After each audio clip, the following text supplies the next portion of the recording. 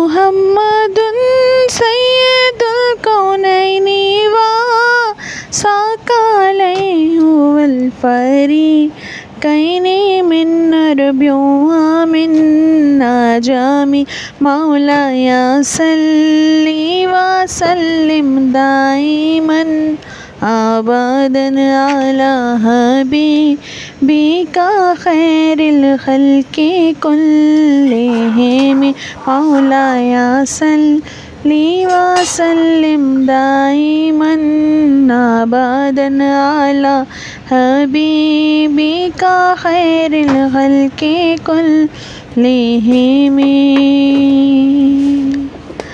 अस्सलामुअलैकुम जी, कैसे हैं आप सब लोग। Welcome back to my channel live with Amber. मैं आपकी अपनी अंबर और माशाल्लाह से जी 8 रोज़े गुज़र चुके हैं और हम लोगों को अल्लाह ताला ने बहुत बहुत बहुत हिम्मत दी है और माशाल्लाह से इतना अच्छा मौसम है। अभी फ़िलहाल तो इतनी वाली गर्मी नहीं है कि हम लोग हाय हाय करें और रोज़े के लिए वो करें, लेकिन फिर भी कुछ लोग हैं जो रोज़ा नहीं रखते हैं और बेशक अल्लाह की नेमतों से महरूम हैं। तो ये हल्की सी रोशनी में कर रही हूँ जी मैं सहरी।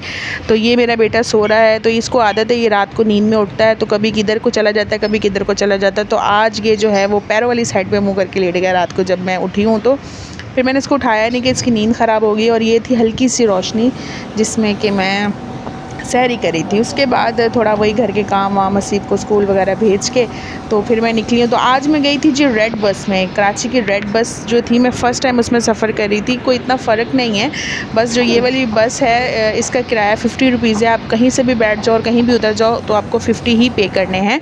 तो मैं जो हूँ इस बस में, मुझे इतना कंफर्म नहीं था कि ये बस मतलब कैसे जाती है, मैं डरती थी, लेकिन उस दिन मैं दिल बड़ा करके बैठ ही गई। एसी वाली बस थी, बड़ा सुकून मिला मुझे। और ये भाई साहब जो आप सामने देख रहे हैं ना, कैमरामैन, ये वीडियो बना रहे थे, तो इन्होंने रास्ता बड़ा रोका हुआ था। वैसे तो इस टूर से जो है ना वो नहीं जाती है बस, लेकिन इसलिए गई थी क्योंकि दूसरी तरफ स्कूल था, आर्मी पब्लिक स्कूल था, वहाँ छुट्टी हो जाती है तो ट्रैफिक जाम हो जाता है, जिसकी वजह से उन्होंने ये वाला जो है रास्ता खोल दिया था। तो यहाँ से बस जा रही थी तो इन्होंने जो है अपनी वीडियो बनाने के चक्कर में काफ़ी ट्रैफिक को रोक रखा था। तो जिस तरह से हल्की सी सहरी थी उसी तरह से हल्का सा जो है वो मेरा अफ्तार था। तो मैंने तो कुछ भी नहीं बनाया था, मैंने कहा था मैं रोटी के साथ खोल लूँगी, लेकिन साथ वाली फूफो जो थी उन्होंने मुझे जो है ये मीठा भिजवा दिया और भाभी ने पकौड़े और वो भेज दिए। तो बस जी इतनी सी सहरी होती है मेरी, और अफ्तारी सॉरी इतनी सी होती है। तो आज मैं बना रही थी जी प्रॉन्स, क्या कहते हैं, फ़र्स्ट टाइम बना रही थी मैं।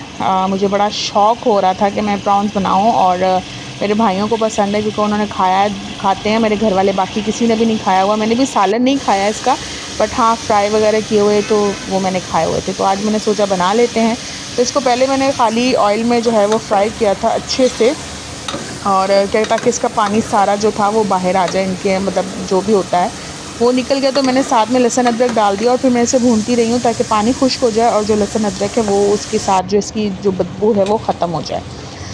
इसको मैंने धो लिया था पहले और मैंने इसको थोड़ी देर जो है वो सिरके में भिगो कर रख दिया था, उससे ये जो है ना इसकी स्मेल ख़त्म हो जाती है और अच्छे हो जाते हैं ये ना। तो फिर इसमें मैंने टमाटर, हरी मिर्च और घर का बना हुआ जो दही था वो मैंने इसके अंदर डाल दिया था और मैंने डाल के इसको अच्छे से भूना था।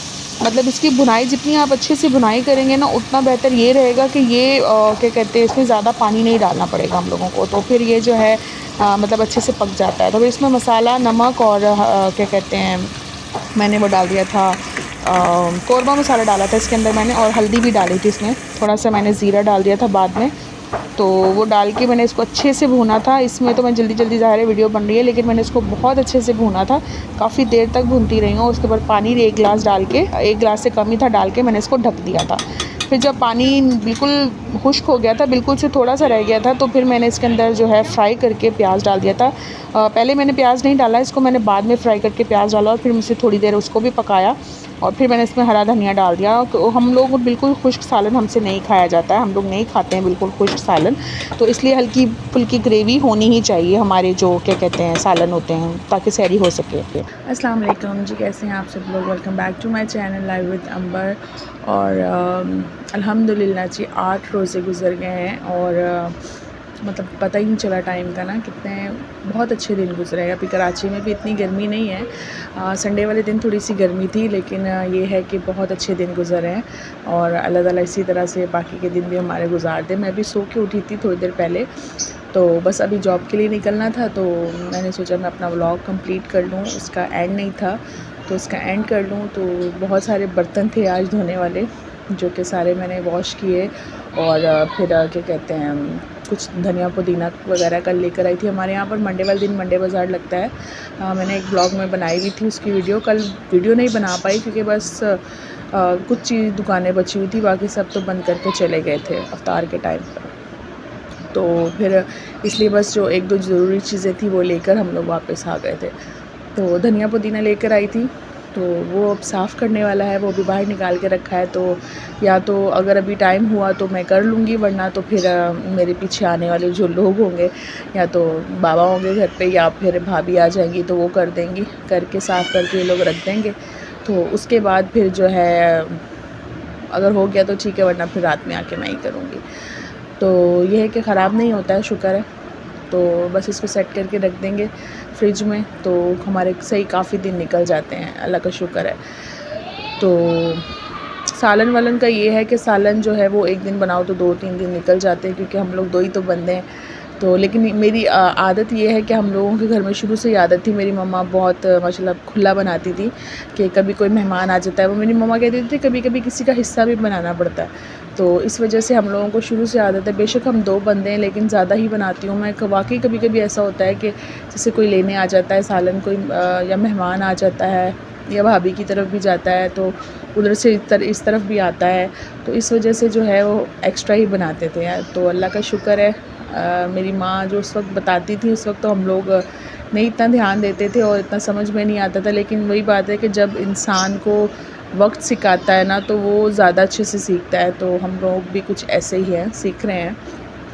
तो मम्मा की आजकल बहुत याद आती है रमज़ान में, क्योंकि रमज़ान में बेशक से अफ्तारी वगैरह मैं ही बनाती थी, लेकिन उनका जो है ना वो अलग ही एक एहसास था अपनी जगह ना। तो आई मिस माय मॉम। अच्छा जी, ठीक है, फिर इंशाल्लाह ताला नेक्स्ट मिलते हैं हम लोग नेक्स्ट वीडियो में।